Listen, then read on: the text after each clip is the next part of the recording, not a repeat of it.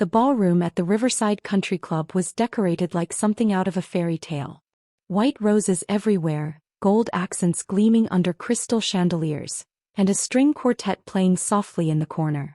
My parents' 35th wedding anniversary party was exactly the kind of lavish event they'd always dreamed about.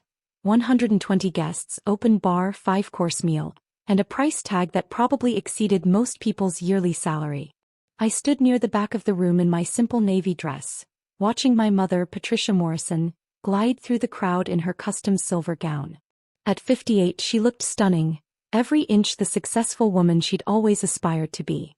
My father, Robert, stood beside her in his tailored tuxedo, playing the role of devoted husband and successful businessman with practiced ease. "Beautiful party, isn't it?" my cousin Amanda said, appearing at my elbow with a champagne flute. "Your parents really went all out." "They did," I agreed, taking a sip of my own champagne. "Must have cost a fortune," she continued, glancing around at the elaborate decorations. "But I guess when you've been married 35 years, you're entitled to celebrate big." I nodded but didn't respond. Around us, guests mingled and laughed, everyone dressed in their finest. My brother Jason held court near the bar with his wife Melissa, both of them radiating that particular confidence that comes from believing you're more successful than everyone else in the room. At 34, Jason ran a successful medical practice and never missed an opportunity to remind people of it. My sister Lauren, 29 and fresh off her latest promotion at a tech company, was showing off her engagement ring to a cluster of aunts. Everyone in my family had something to show off, some achievement to display like a trophy. Everyone except me, apparently. "Emily." My mother's voice rang out as she spotted me. "There you are, hiding in the corner as usual. Come, darling, people want to say hello." I made my way through the crowd, accepting hugs from relatives I saw maybe once a year. Most of them asked the same polite questions. How was I doing? What was I working on? Was I seeing anyone? I gave the same vague answers I always did. I was fine. Work was good. No, I wasn't dating anyone seriously. "Still doing that property management thing?" my Uncle Richard asked, and I could hear the subtle dismissiveness in his voice. "Something like that," I replied with a smile. "Well, at least you're working," he said, patting my shoulder. "That's more than some people can say." The microphone feedback cut through the conversation, and everyone turned toward the small stage where my father now stood, champagne glass raised. "If I could have everyone's attention," he called out, his voice carrying that authoritative tone he'd perfected over decades in sales. "Thank you all for being here tonight to celebrate 35 years of marriage with my beautiful wife, Patricia." Applause rippled through the room. My mother beamed, touching her hand to her heart in a gesture of overwhelmed gratitude that I suspected she'd practiced. 35 years, my father continued, is a long time. We've built a wonderful life together. Raised 3 children.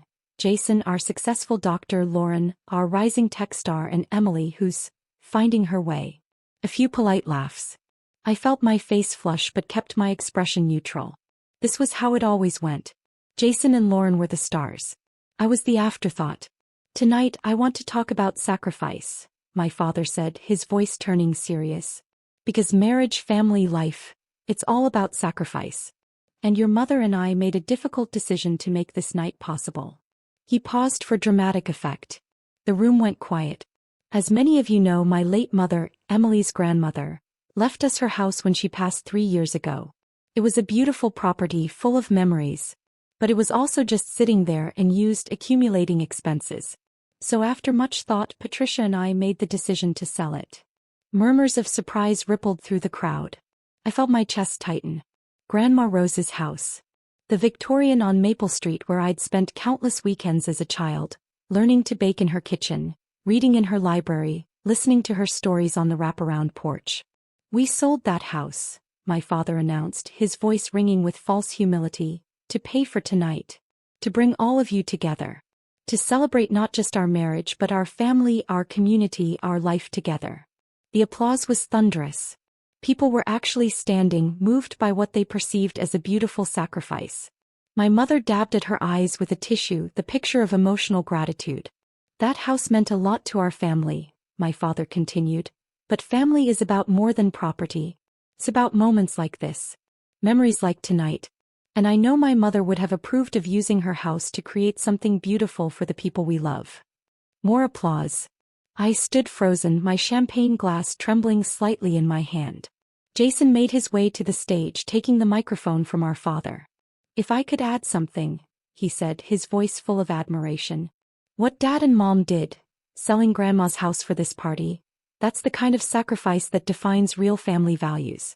They could have held on to that property, let it sit empty, maybe rented it out for some extra income. But instead they used it to bring us all together." He turned to look directly at me and I saw the smugness in his eyes. Some people understand what it means to contribute to family, to make sacrifices. Others just take up space. The implication was clear.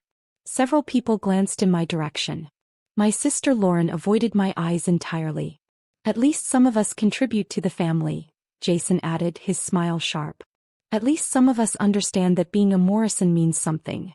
I set my champagne glass down on the nearest table before I could drop it. My hands were shaking now, not from nervousness but from rage. They'd sold Grandma's house. The house that held 31 years of my memories. The house where Grandma Rose had taught me about dignity, independence, and building something that mattered. The house that I'd bought from the estate 3 years ago, the day after the will was read. My phone buzzed in my clutch. I pulled it out and saw the caller ID. Thomas Brennan, my attorney. Perfect timing. "Excuse me," I said quietly to Amanda, who was still standing beside me. "I need to take this." I answered the phone and Thomas's voice came through clearly. "Emily, the Morrison Street property transfer is complete. All documentation filed with the county. As of 4 p.m. today, you are the official owner of the commercial building at 2847 Morrison Street. Congratulations." "Thank you, Thomas," I said, my voice steady. "And the other properties?" "All secured. The Maple Street Victorian is still in your name, obviously. The 3 rental properties on the north side are generating excellent returns. And with this new acquisition, your portfolio is now valued at approximately $18.4 million. "Perfect," I said. "Send me the final paperwork tomorrow." I hung up and looked back at the stage, where my father was still basking in applause for his sacrifice. Then I did something I'd never done before at a family event. I walked up to the stage. "Emily," my father said, surprised. "Did you want to say something?" "Actually, yes," I replied, taking the microphone from Jason's hand. He looked annoyed but stepped aside. 120 faces turned toward me, curious about what the family disappointment could possibly have to say. "I just got off the phone with my attorney," I began, my voice calm and clear. "He was calling about a property transfer. The Morrison Street building, that old warehouse district property that's been sitting empty for years. I just bought it. Added it to my portfolio." Confused murmurs. My mother's smile faltered slightly. "See, I've been building a real estate portfolio for the past 8 years, I continued. "Started with a small duplex I bought for $98,000 when I was 23. Fixed it up, rented it out, used that income and my savings to buy another property. Then another. Over time I built something substantial." My father's expression shifted from confusion to something harder to read. "Today's acquisition brings my total portfolio value to about $18.4 million, I said, letting that number hang in the air. 12 properties across the city. Mix of residential and commercial. All generating steady income." The room had gone completely silent. Jason's face had turned an interesting shade of red. "But here's the thing about one of those properties," I continued, looking directly at my father. 3 years ago, when Grandma Rose died, her will stated that her house on Maple Street should be sold and the proceeds split among her 3 grandchildren. You remember that, right, Dad?" My father's jaw tightened. "Emily, this isn't the time. You told Jason, Lauren, and me that the house needed extensive repairs," I interrupted. "You said it would cost more to fix than it was worth. You said the smartest thing was to sell it quickly, take whatever we could get and move on. You offered to handle everything." My mother had gone pale. She knew where this was going. "You found a buyer willing to pay $240,000, I continued. "A quick sale, cash offer, no inspection. You said we were lucky to get that much. 80,000 each, split 3 ways. Do you remember telling us that?" "I remember," my father said quietly.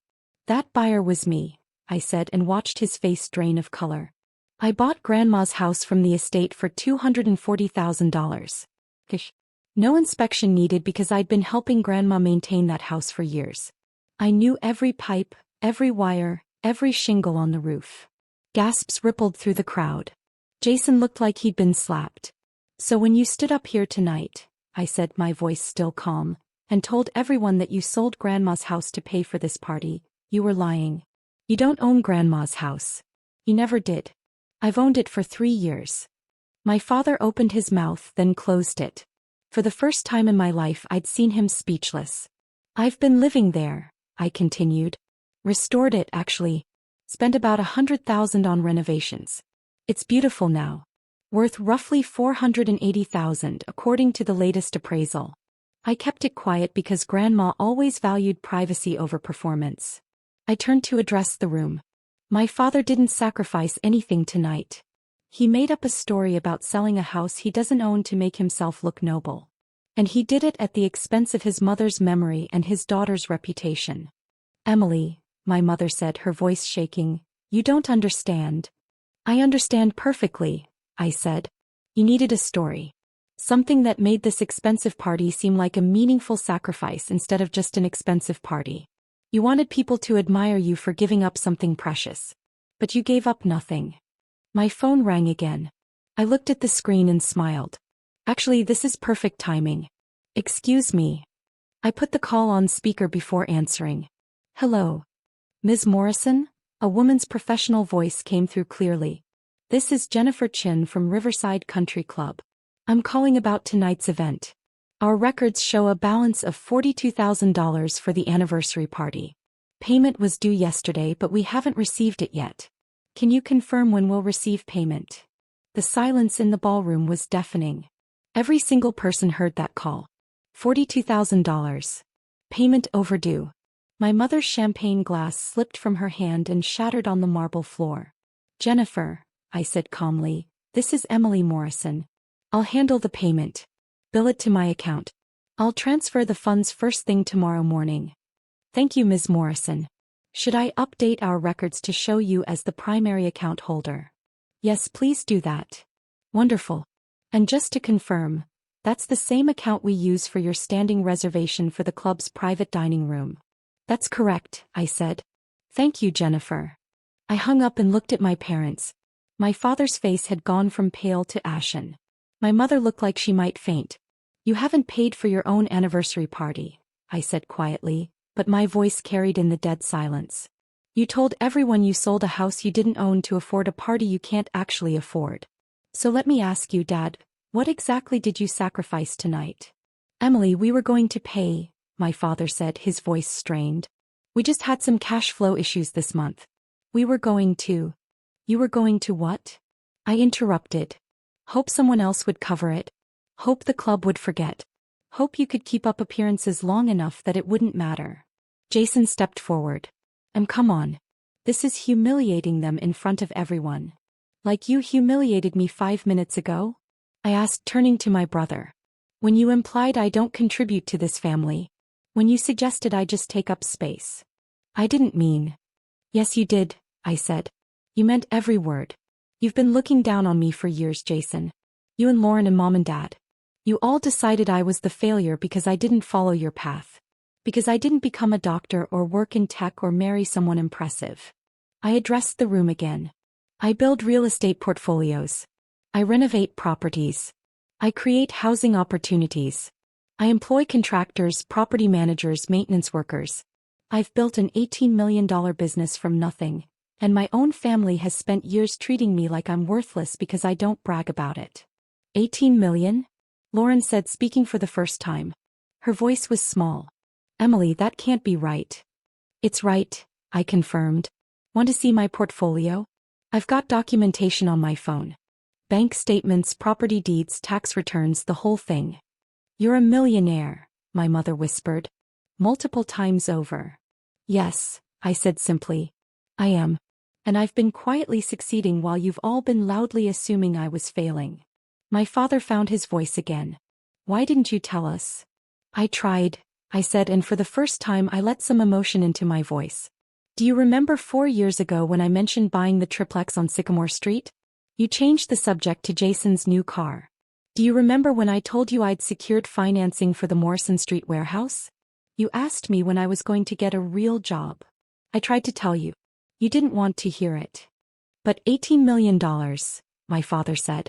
Emily, if you have that kind of money, why do you dress like? Why do you live so modestly? I supplied. Because I don't need to perform wealth to feel successful, Dad. I don't need a custom gown or a tuxedo or a $42,000 party I can't afford. I need properties that appreciate, tenants who pay rent, and investments that generate returns. Everything else is just performance. I looked around the room at all the guests watching this family drama unfold. I'm sorry you all had to witness this. You came here expecting a celebration and instead you got the truth. My parents threw a party they couldn't afford, lied about how they paid for it, and used their daughter's supposed failure as part of their narrative. Emily, please, my mother said, tears streaming down her face now. We made mistakes. But don't do this. Don't humiliate us like this. You humiliated yourselves, I said gently. I'm just refusing to be part of the lie anymore.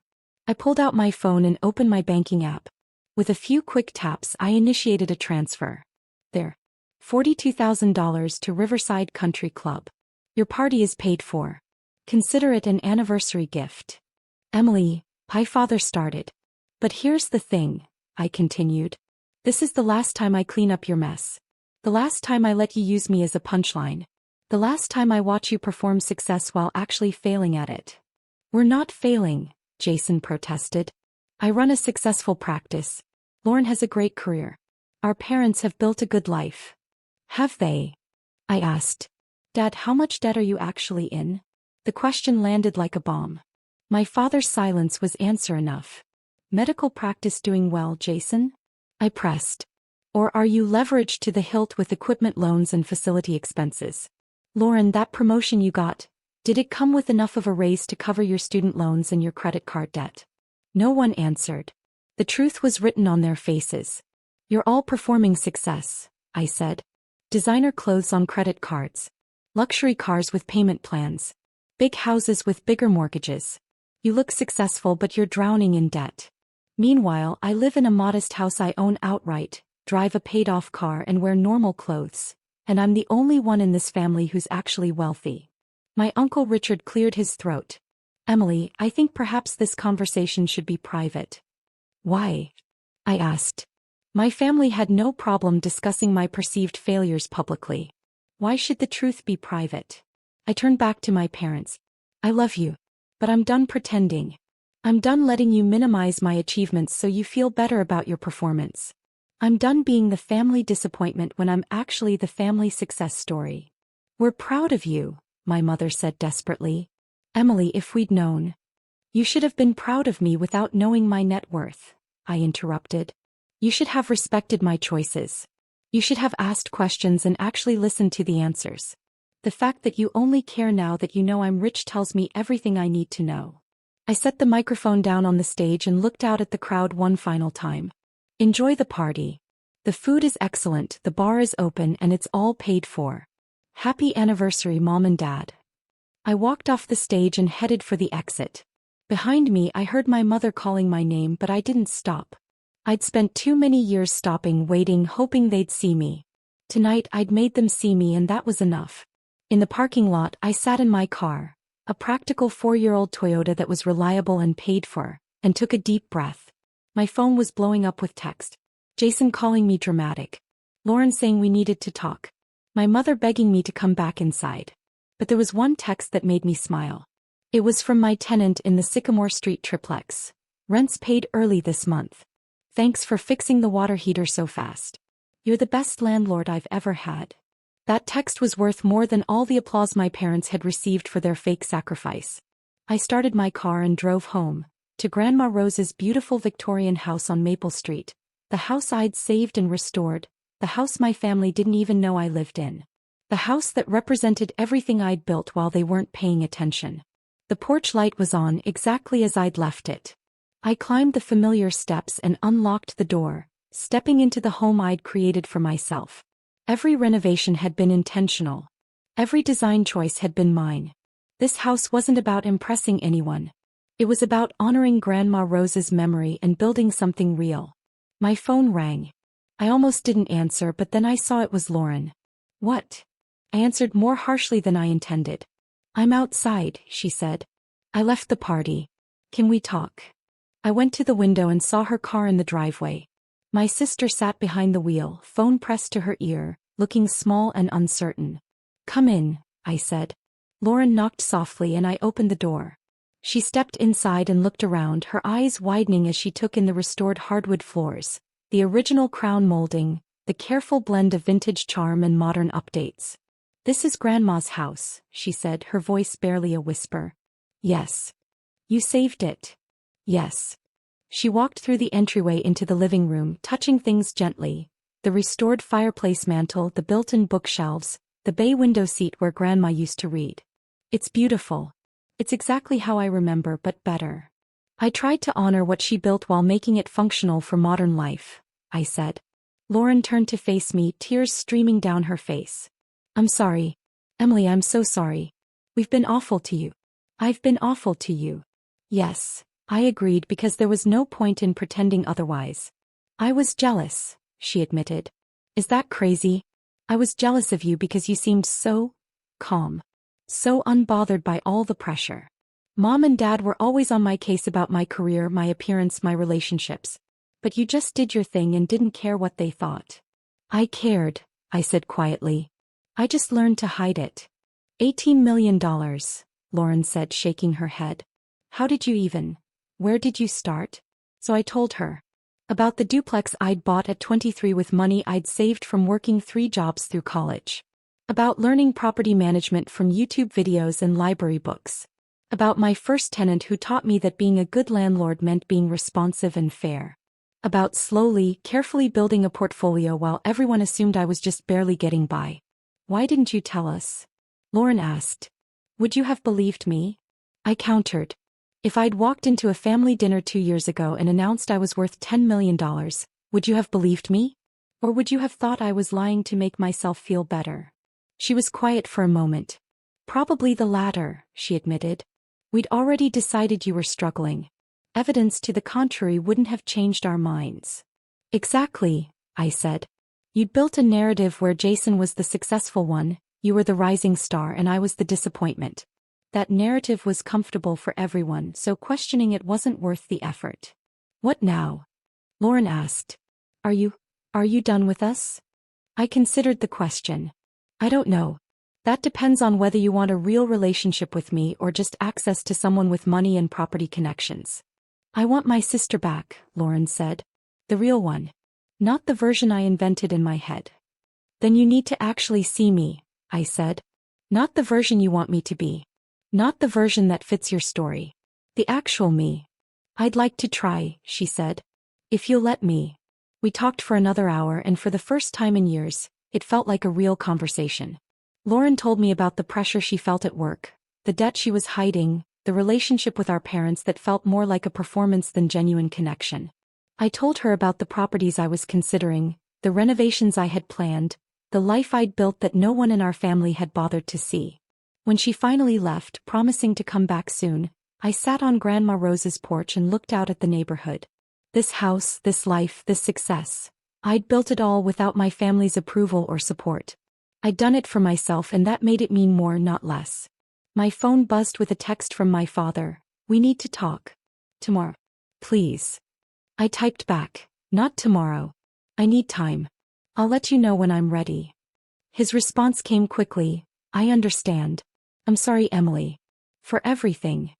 It wasn't enough. Not yet. But it was something. I sat on that porch until midnight, watching the stars and thinking about sacrifice. Real sacrifice. My parents had lied about sacrificing a house to look noble. But I'd actually sacrificed for years.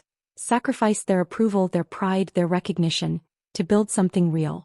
And as I sat there in the house I'd saved, in the life I'd created, surrounded by proof of everything I'd accomplished, I realized something important. I didn't need their approval anymore. I had something better. I had the truth.